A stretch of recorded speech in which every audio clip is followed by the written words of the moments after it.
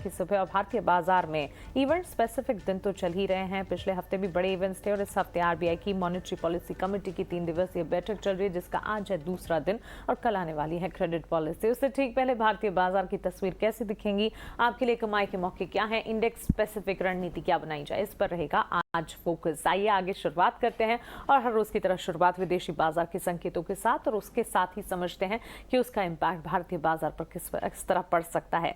एशियाई बाजार आप देखेंगे बढ़त के साथ कामकाज, करीब 100 अंकों की बढ़त एसजीएक्स निफ्टी में 17,856 के लेवल्स पर आधे % तक की तेजी यहां पर नजर आ रही है। 850 के लेवल्स के पार इस वक्त एसजीएक्स निफ्टी जो है वो ट्रेड करता हुआ 17,854 पर। वहीं चीन, कोरिया और हांगकांग के बाजारों में भी उछाल के साथ ही कामकाज देखने को मिला है। हालांकि अमेरिकी बाजार की अगर बात करें, बीती रात हमने देखा वहां पर एक वॉलेटाइल एक्शन जरूर दिखा। फ्राइडे सेशन से अलग इस हफ्ते की शुरुआत होती रही।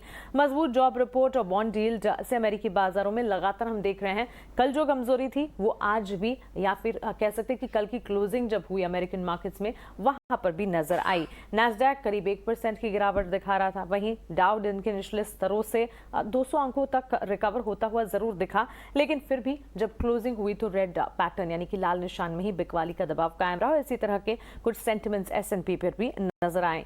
हालांकि फेड चेयरमैन की तरफ से आज जो स्पीच निकल कर आएगी इस पर सभी की नजर है। उसका इंपैक्ट चाहे फिर अमेरिकन मार्केट्स हो या फिर कमोडिटी मार्केट्स हो, हर तरफ पड़ता हुआ दिख सकता है, तो इस पर हमें नजर रखनी होगी। मिले जुले संकेत on the face of it कह सकते हैं, क्योंकि एशियाई बाजार की पॉजिटिव शुरुआत और अमेरिकन मार्केट्स लगातार इस हफ्ते की शुरुआत में हम देख रहे हैं 2 ट्रेडिंग सेशन से बिकवाली दिखा रहे हैं। और क्या कुछ है खास ग्लोबल सेंटिमेंट्स में, आइए पूजा से समझते हैं। गुड मॉर्निंग पूजा, आप बताएं। जी, गुड मॉर्निंग मानसी। एशियाई बाजारों की शुरुआत तो काफी अच्छी दिख रही है, लेकिन यूएस और यूरोप से संकेत कमजोरी के ही दिखाई दे रहे हैं। और कल लगातार दूसरा दिन था जब हमने देखा कि यूएस के बाजारों में कल जो बिकवाली थी वो हावी थी। एक तो नतीजे जो लगातार आ रहे हैं वहां पर वो भी कमजोर है और कहीं ना कहीं इकोनॉमिक आउटलुक को लेकर चिंता सता रही है। इस वजह से हमने देखा कि उसका असर बॉन्ड यील्ड्स पर भी देखने को मिला, क्योंकि अब माना जा रहा है कि ब्याज दर में जो बढ़त का दौर है वो लंबे समय तक जारी रह सकता है। इसके अलावा फेड चेयरमैन का भी भाषण होने वाला है, तो उस पर भी हमारी नजर रहेगी किस तरह के कमेंट निकल कर आते हैं। उसके पहले एक नर्वसनेस का माहौल दिखा कल अमेरिकी बाजारों में। जिस तरीके से बॉन्ड यील्ड्स 3.6% के पार पहुंच चुके, उसका कल दबाव था अमेरिकी बाजारों में। S&P 500 में 11 में से 9 सेक्टर कल कमजोरी के साथ कारोबार कर रहे थे। वहीं जो नतीजे आ रहे हैं वो भी कमजोरी वाले हैं। गाइडेंस में जो निराशा आई उसके चलते शेक के शेयर में हमने देखा 22% तक की गिरावट थी। पिन इंटरेस्ट के भी नतीजे आए, कल 2% की गिरावट वहां पर देखने को मिली। अनुमान से कमजोर नतीजे वहां पर भी देखने को मिले हैं, तो अनुमान से कमजोर नंबर्स आए हैं, उसका भी असर कल अमेरिकी बाजारों पर देखने को मिला। इसके अलावा यूरोप के बाजारों से भी संकेत कुछ कमजोरी के ही थे। हमने देखा कि शुक्रवार के दिन तो काफी अच्छी तेजी देखने को मिली, लेकिन कल वहां मुनाफा वसूली हावी थी। बॉन्ड मार्केट्स और कमोडिटी मार्केट का भी सेंटीमेंट थोड़ा इस वक्त नर्वसनेस ही इंडिकेट कर रहा है, क्योंकि पिछले 1 महीने में हमने देखा पहली बार यूएस में 10 ईयर बॉन्ड यील्ड्स जो थे वो 3.6% के पार निकल चुके हैं। फेड चेयरमैन का बयान और वहां पर स्पीच में किस तरह के आउटकम निकल कर आते हैं, इस पर हमारी नजर रहेगी। सोने में निचले स्तरों से रिकवरी जारी है, लेकिन जिस तरीके से डॉलर मजबूत हो रहा है, कहीं ना कहीं कंसर्न सोने की चाल में भी आगे आने वाले समय में पड़ सकता है। डॉलर इंडेक्स 103 के पास बरकरार है। कच्चे तेल में हम हल्की रिकवरी देख रहे हैं, क्योंकि चीन में मांग में सुधार होने की बात की जा रही है। हालांकि सप्लाई की दिक्कतें और मेजर इकोनॉमीज में जो कंजम्पशन को लेकर धीमापन है उसकी चिंता अभी भी बरकरार है, लेकिन उस बीच चीन में जो मांग में सुधार दिख रही है वो कहीं ना कहीं कच्चे तेल में एक रिलीफ रैली की तरह दिखाई दे रहा है और वहां पर एक रिकवरी देखने को मिल रही है। अगर कुल मिला के बात करें तो संकेत काफी मिले जुले हैं। यूएस और यूरोप की तरफ से तो संकेत काफी कमजोरी भरे हैं, लेकिन इस वक्त एशियाई बाजारों की शुरुआत काफी मजबूत दिखाई दे रही है।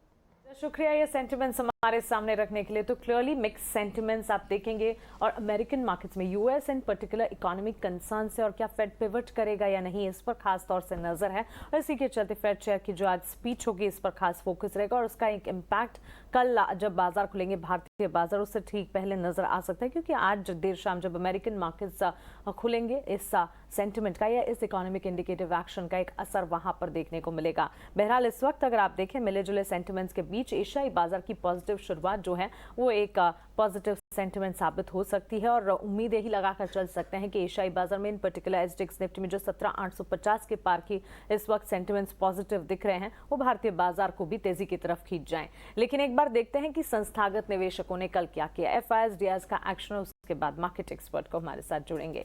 एफआईएस की तरफ से बिकवाली का ट्रेंड तो जारी है, हमने कल भी देखा कैश मार्केट में एफआईएस की बिकवाली नजर आई। करीब 1218 करोड़ की बिकवाली एफआईएस ने कैश मार्केट में की, वहीं डीआईएस ने कैश मार्केट में 1203 करोड़ की। तो क्लियरली जितनी एफआईएस बिकवाली कर रहे हैं इतना ही सपोर्ट डीआईएस की तरफ से भारतीय बाजार को मिलता हुआ नजर आ रहा है। वायदा बाजार में इंडेक्स फ्यूचर्स में 2190 करोड़ के ऊपर की बिकवाली रही एफआईएस की तरफ से, इंडेक्स ऑप्शंस में 1527 करोड़ की बिकवाली। तो क्लियरली कैश मार्केट में डीआईएस की खरीदारी के आंकड़े को अगर छोड़ दीजिएगा, एफआईएस ने कैश मार्केट और वायदा बाजार दोनों में बिकवाली का रुख अपनाया है। चलिए आगे बढ़ते हैं, ये सारे सेंटिमेंट्स लेकर चलते हैं हमारे मार्केट एक्सपर्ट के पास और उनसे समझते हैं कि आज के लिए बाजार में वो रणनीति क्या बनाकर चल रहे हैं। नितिलेश पावस्कर तनीषा अकादमी से हमारे साथ जुड़ गए हैं। नितिलेश, गुड मॉर्निंग, स्वागत है आपका ईटी नाउ स्वदेश पर। एसडीएक्स निफ्टी की तरफ से क्लियर इंडिकेशंस पॉजिटिविटी के नजर आ रहे हैं 17,850 के पार और ये तेजी बढ़ती हुई दिख भी रही है। लेकिन भारतीय बाजार कल हमने देखा करीब 90 अंकों की गिरावट निफ्टी में नजर आई। बैंक निफ्टी में जितनी आउट परफॉर्मेंस हमने देखी थी उतना ही बिकवाली का दबाव भी नजर आया। कल हमने देखा ऑलमोस्ट 41,374 के लेवल्स के आसपास की क्लोजिंग रही। आज के लिए सेंटिमेंट्स के आपको बूस्टअप होते दिखेंगे या फिर यहां से और ज्यादा गिरावट गहराएगी? Good morning ma'am. देखो मार्केट का जो मूड और माहौल देख के लग रहा है मार्केट अभी से डाउन राइज है और जब तक ये 18,200 में थोड़ा सा काफी दूर का चीज कह रहा हूँ 18,200 के ऊपर कंफर्टेबल नहीं सेटल होता तब तक मुझे मेरे हिसाब से मार्केट जो सेट ऑन राइज का है। आज का जो बाउंस बैक देखने को मिलेगा 90 से लेके 100 पॉइंट्स का जो भी इंडेक्स गैप ओपनिंग दिखा रहा है तो उसको हम लोग बिकवाली की तरह ही देंगे। अगर मार्केट में समझो 17,900 के आसपास फ्यूचर्स मिलते हैं 870-900 इस रेंज में हम लोग डेफिनेटली बिकवाली करेंगे। 17,965 हमारा स्टॉप लॉस होगा और पहला जो हमारा टारगेट होगा वो होगा 17,600 से लेके 17,550। तो 90 से 100 पॉइंट्स का बाउंस बैक नजर आ सकता है, लेकिन इस बाउंस बैक को भी बिकवाली के तौर पर या कह सकते हैं बिकवाली की अपॉर्चुनिटी के तौर पर ही देखना होगा और वहां से भी सेल कॉल्स इनिशिएट करने चाहिए। 17,500 तक के टारगेट्स निफ्टी में नितिलेश को इस वक्त नजर आ रहे हैं। अच्छा नितिलेश, फिर ट्रेडिंग आइडियाज क्या होंगे, स्टॉक्स कौन से हैं, क्योंकि नतीजे तो कई सारे आ रहे हैं और towards the end of result season हम बढ़ते हुए, लेकिन काफी सारे कैश के नंबर्स भी हैं और निफ्टी एफएनओ की भी लिस्ट है अभी। जी मैम, एक काउंटर मेरे शॉर्ट लिस्ट में है वो है भारतीय एयरटेल का, उसको बिकवाली करना है 785 के नीचे, स्ट्रिक्टली स्टॉप लॉस मेंटेन करना है 800 रुपए का और हमारा जो टारगेट होगा वो होगा 740 रुपए का। ये मेरा जो ट्रेड होगा वो थोड़ा सा पोजिशनल ट्रेड होगा, 7 से 8 दिन के लिए हमें होल्ड करना पड़ेगा क्योंकि जो भारतीय एयरटेल का स्ट्रक्चर है वो काफी डैमेज हो चुका था और कल एक गैप पेंडिंग था, वो गैप भी फिलअप करने के बाद वहां पे सस्टेन नहीं हुआ है। तो 785 मुझे लग रहा है कि इसके नीचे जब जाएगा तो बिकवाली करना चाहिए। और एक कंडीशन इसमें होगी जैसे ये काउंटर 775 के नीचे चला जाएगा तो हमें हमारा जो स्टॉप लॉस है वो कॉस्ट के आसपास लेके चलना है क्योंकि वोलेटिलिटी काफी ज्यादा है। तो नितिलेश भारतीय एयरटेल पर बिकवाली की राय दे रहे हैं, उनका कहना है कि स्ट्रक्चरल डैमेज है और ये डैमेज और ज्यादा आगे बढ़ सकता है 740 तक के लेवल्स। ध्यान रखिए भारतीय एयरटेल के आज नंबर्स भी हैं, रेवेन्यूज के फ्रंट पर ऑफकोर्स बढ़त का भी अनुमान लगाया जा रहा है, तो टेलीकॉम थीम पर नजर रहेगी और भारतीय एयरटेल पर इस वक्त यहाँ पर जो हमारे एक्सपर्ट की स्ट्रैटेजी है वो सेल साइड की है। नितिलेश, शुक्रिया आपका हमारे साथ जुड़ने के लिए, सवालों के जवाब देने के लिए, अपने ट्रेडिंग आइडियाज भी शेयर करने के लिए। आइए आगे बढ़ते हैं और